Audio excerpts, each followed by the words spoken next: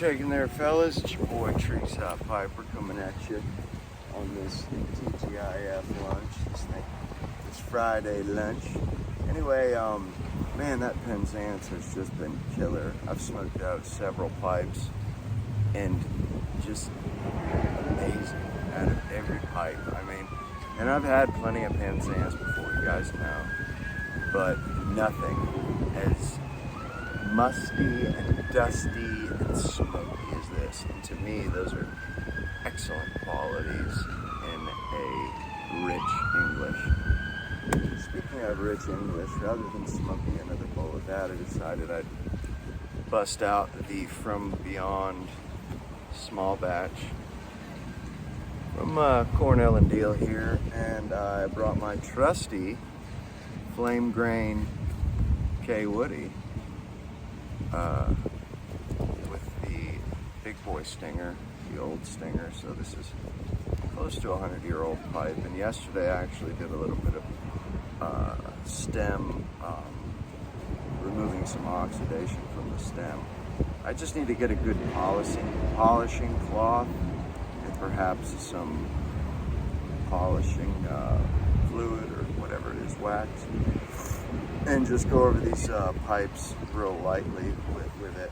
But anyway, let's get down to business. I've never tasted this before or tried it, so this is brand new to me, and I'm really looking forward to it, especially because it's a gift. And I'm gonna have to go back and check who sent it to me, but I feel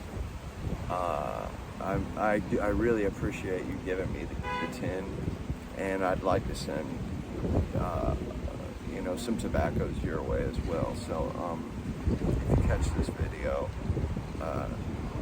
before I get to you, if I haven't gotten to you, let me know, and I will forward a care package.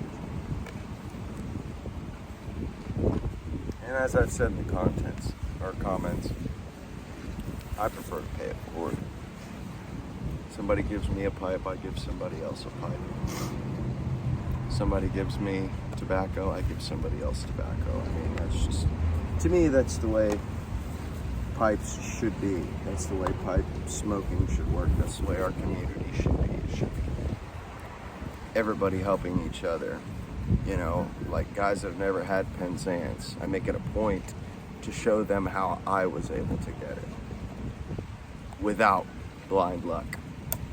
Anyway, there we go, pop the seal. Oh man, that's got a really rich, oh geez. And right on top, there's a couple of ribbons here. First one I see, that is most certainly a green oriental varietal right there. It's green.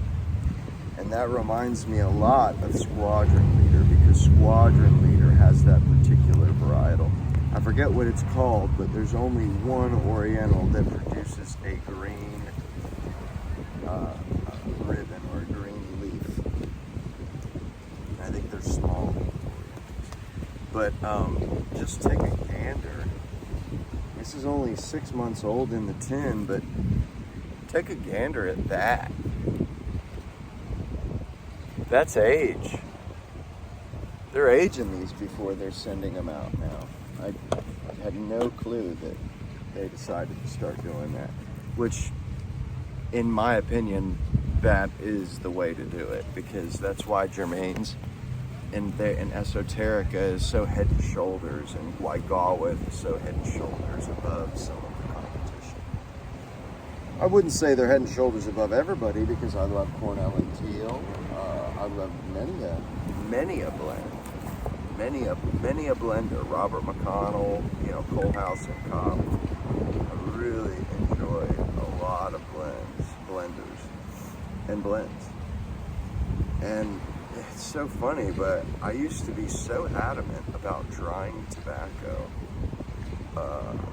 before smoking it, but I think somebody mentioned something, or I read something like, there's a lot of flavor in the moisture in that tobacco.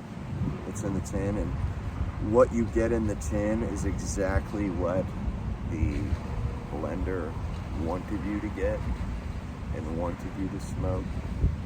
You know, that was the intention. Wherever it's at, moisture-wise, that was the intention. And if you're getting tongue bite or having trouble with it, then you should be more introspective and figure out what you're doing that may be throwing it off. Because even Penzance used to give me tongue bite, but it's a cadence thing.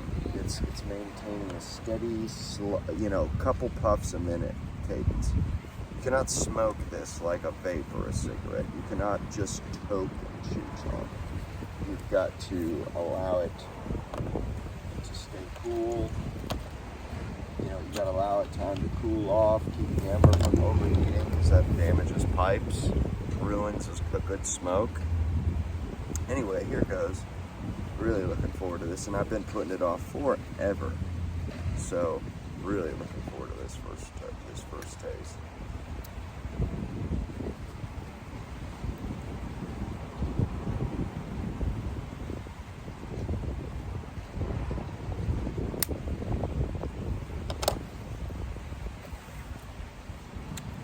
As the Tennessee Piper or Old Bird,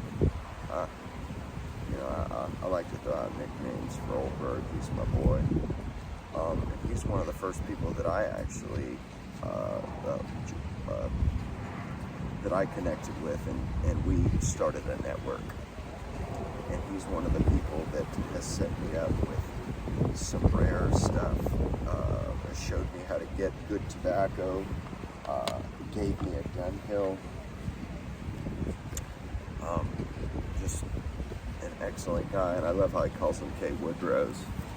It reminds me of my grandfather for some reason. They had a Doberman, and his name was Buddy, but it was short for Boudreaux.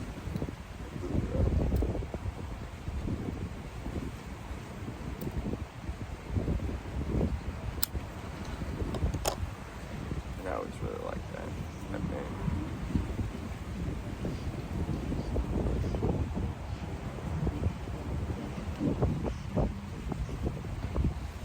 Having smoked only 2 other blends in the past 4 or 5 days, Stonehenge Flake and Penzance, maybe in between, just a couple, a very narrow amount of blends, getting a very Penzance, like this is tasting a lot like what I've been smoking today, the Penzance. I did have some Stonehenge Flake earlier, but I've had a lot of Penzance since yesterday. I've had like 3 or 4 bowls, and I'm really getting a lot of that dusty, musty shoe leather.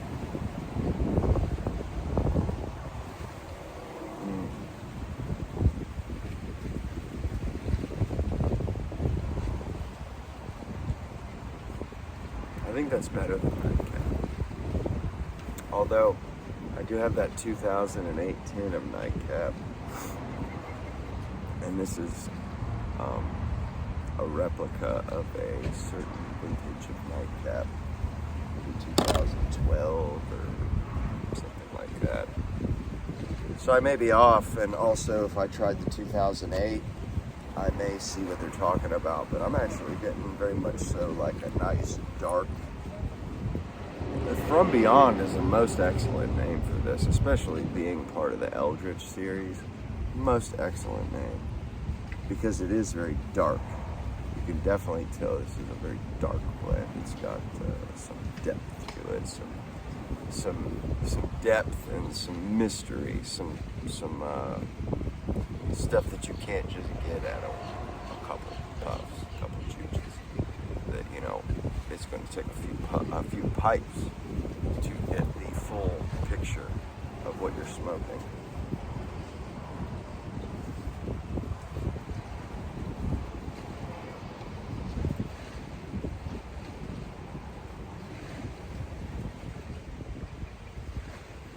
It's funny the way I kind of purse my face up when I'm first impressioning, because really trying to open my sinuses and nasal cavity, and just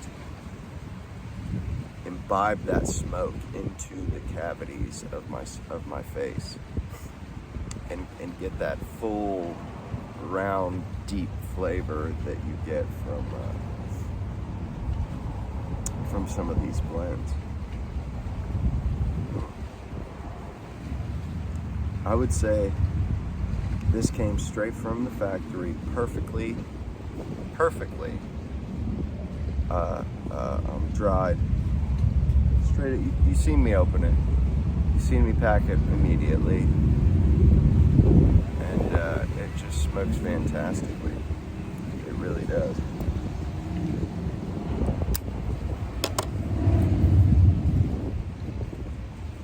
I'm very impressed.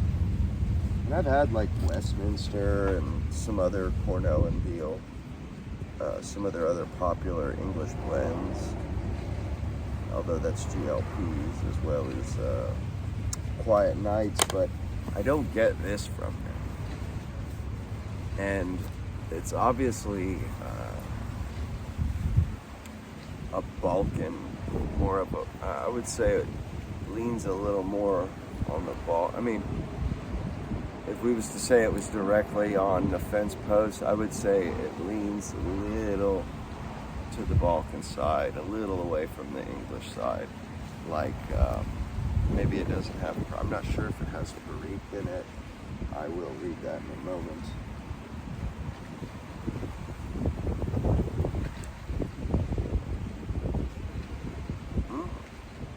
Wow, this was only sold in the United States. Jeez. Okay, so yeah, it does have Louisiana barrique. Cypriot Latakia, Eastern North Carolina, Red Virginia, 2017. Bright Canadian Virginia, 2017. Turkish Izmir, 2018. Greek Basma, 2019.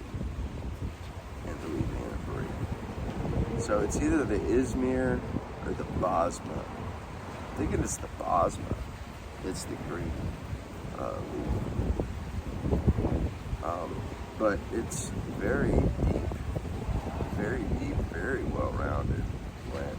I would almost put money that this is going to be re-released. I would almost put money on that, to be honest with you, because it's really good. And Cornell and Diehl, I think they've really shown themselves to be top drawer, top quality. They have really filled McClellan's void, and they have come to offer certain products that nobody else offers. Nobody else does small batch stuff like this, you know, and I swear I don't think I've ever really been disappointed with a small batch, ever. The Virginias are always just on point. Everything's always right on point.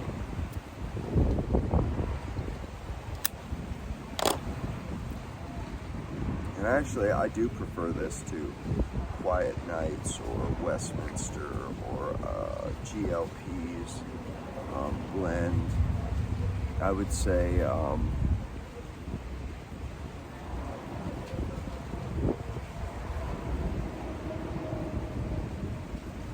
I wish I had gotten into this, because it definitely hits the same spot that the Penzance has been hitting, which I haven't been getting that spot. I haven't been getting the mustiness and the aged smokiness that Penzance offers from anything else. I haven't been getting it from In Between. I haven't been getting it from Margate or 1820 Mixture or Our Best Blend. And I say all three because we kind of mislabeled some jars. I had a jar of 1820, had a jar of Margate, had a jar of Our Best Blend. I have no clue which one is which. So I pretty much just refer to it as Germain's Evening English. Irish smokes. They're after dinner smokes. They're nightcaps.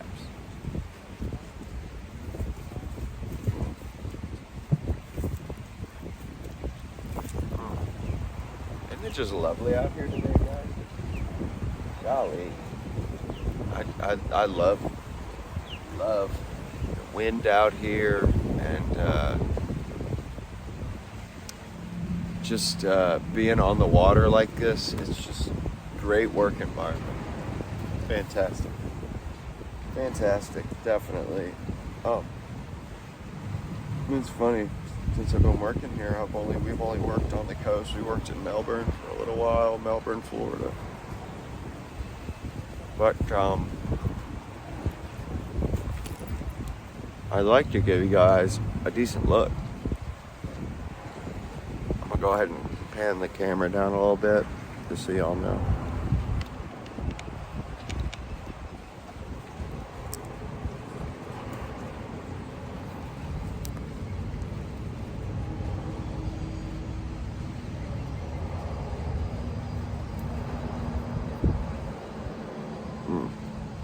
And that reminds me of opening it.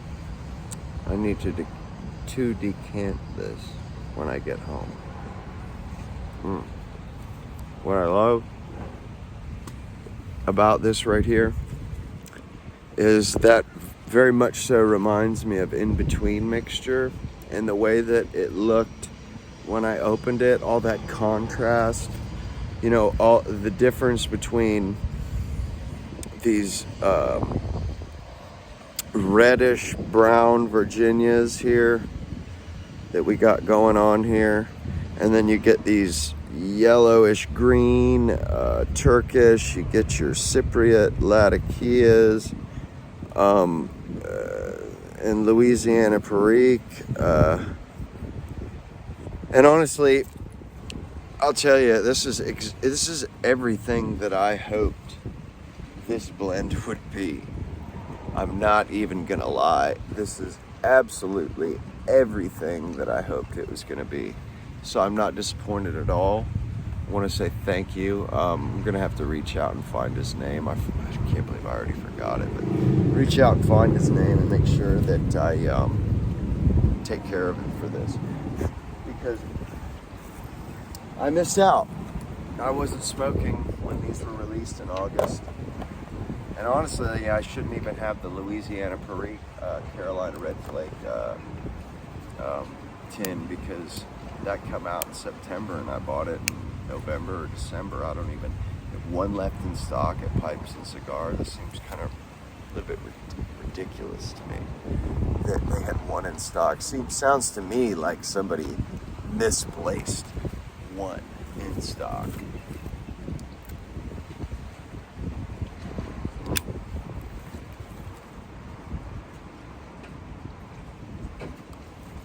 I think Cornell and Diehl is really, really starting to come into their own. They're starting to become master blenders, I think. You know, when you put them side by side with these old English blenders, these old European blenders, they hold their own. They hold their own for sure, and have so many offerings, so much flavor to offer.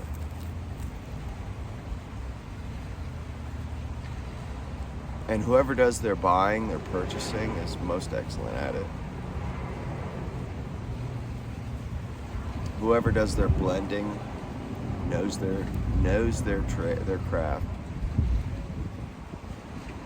So, you know, they're up there with, I think, any of the old-timey stuff. And really, I don't really feel like there's really much of American competition with Cornell and Diehl. I mean, there's some. I can't quite think of any off the top of my head right now. You know, I mean, GLP's is Cornell and Diehl. I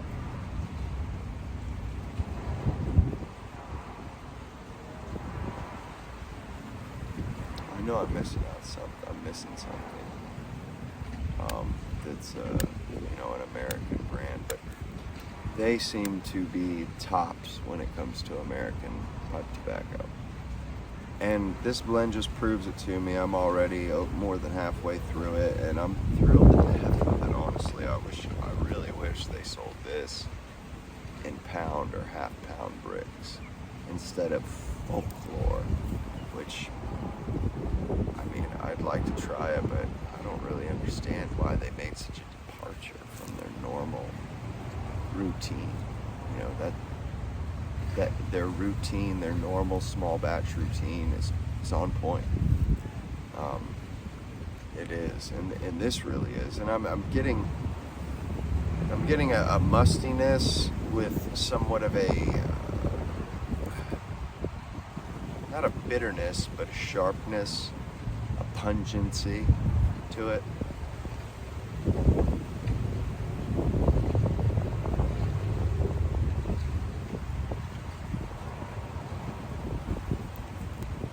Very musty, very old tasting. You can definitely tell that this was either aged or meant to replicate an aged blend. And I think it's awesome that they can do that.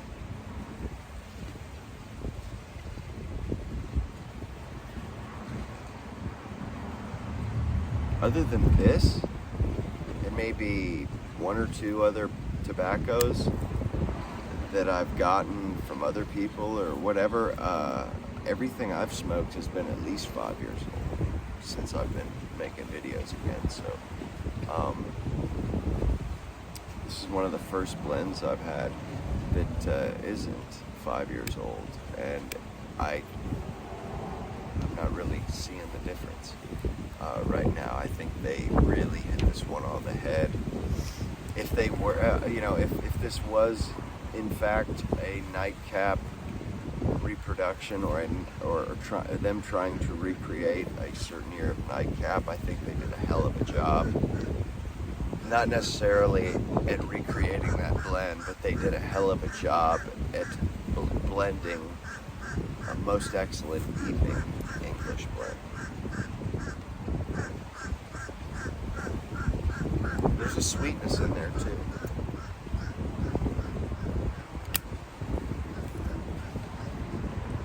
There's a round sweetness to it that is kind of the body, I would say, to the smoke.